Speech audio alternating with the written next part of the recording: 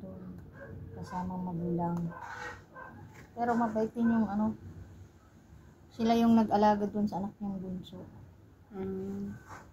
Yung kinakasama niya. Hanggang ngayon sila pa rin? Oo. Happy sila, nakikita ko. Mas bata ng 3 taon yung lalaki sa kanya. Natutuwa din ako kay Jun. Juban. Sabi ko nga kay Juban, thanks Juban, inalagaan mo kaibigan ko. Ayan. Oo naman te, mahal na mahal ko yan. Kahit ganyan lang yan, maldita yan, pero mahal na mahal ko yan. Sana lang magtagal kayo hindi kagaya ng ng unang asawa niya na tinatarantado lang siya. Ay hindi te, mahal na mahal ko yan te. Ayaw ko na ngang mag-abroad pa siya ulit eh. Kaya lang siya lang makulit eh. Tatapusin niya daw muna yung bahay. Saan sila nakatira? Tagum.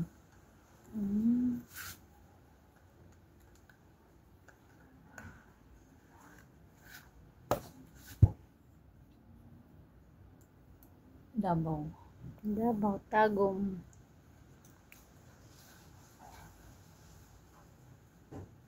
Sa Mindanao.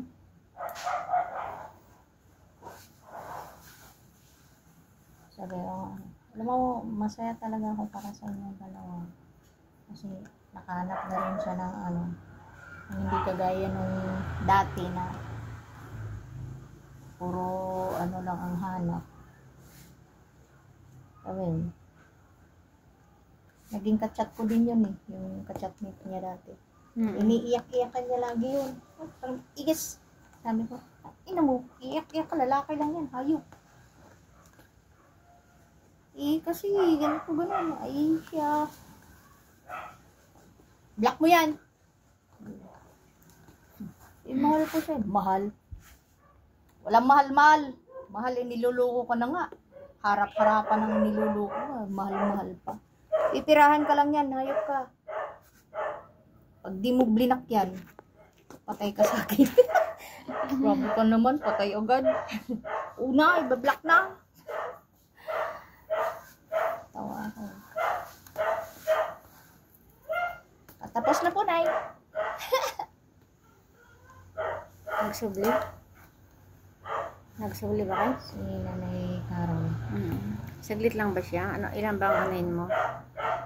Hindi ko alam kung ilan sila. Malapit lang bahay? Dito lang yan. Dito lang yan. Ano yung kinulayan mo din? Opo. Kulay, tas kulay at riban.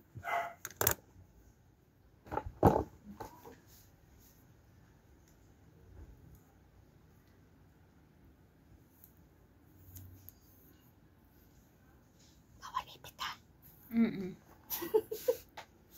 Hintay nga mo. Bawal ang ipit.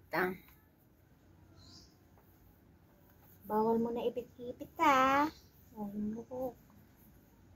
Isamang ipitin. Ipitin ko yung ipit-ipitan mo. Uday mo ipit-ipitan ko.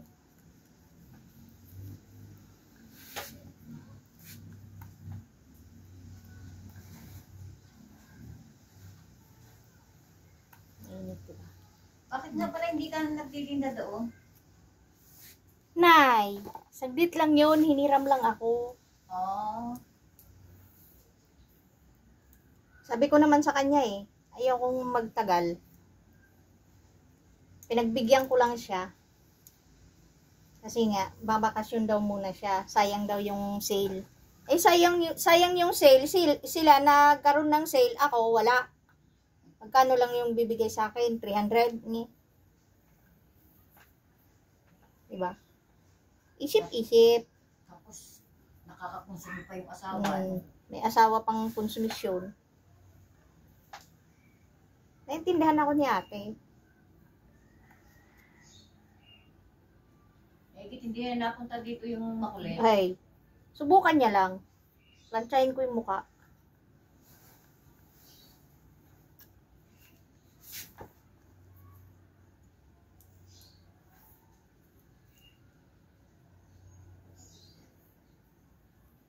Huwag na siya magkikinulit dito dahil ayaw ko talaga yung kinukulit ako.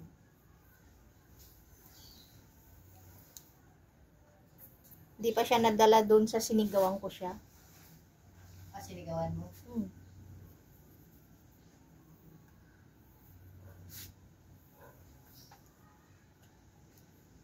Alam naman ni ate na ayaw ko talaga mag-ano doon. Pinagbigyan ko nga lang siya kasi nagmakaawa siya sa akin. Eh gusto niya nga na doon pa rin ako. Sabi ko, te, mabuti kung yung kikitain ko dyan, kagaya ng kinikita ko pag nasa labas lang ako. Eh, 2 tao lang eh. Naka 400 na ako. Mas mahaba pa yung pahinga ko. Magagawa ko pa yung business na ginagawa ko. Pag nandito ako, hindi eh.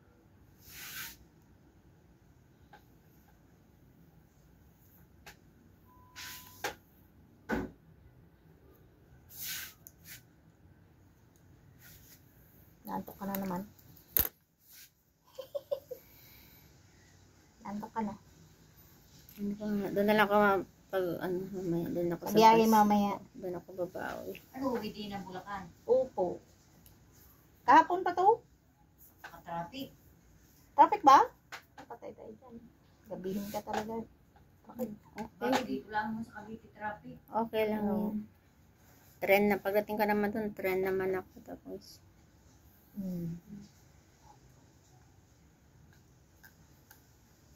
pag linggo pala, traffic dyan.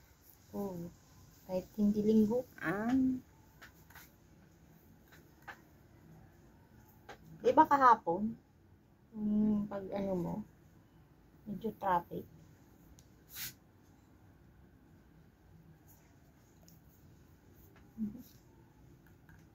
Kami nga kahapon, umalis kami dito ng alas 10. Nakarating kami ng airport, pasado alas 12. Naku po. Maigit ang flight ng apo ko ay 2:55. Oo. Kaya pagdating doon, paspas siya.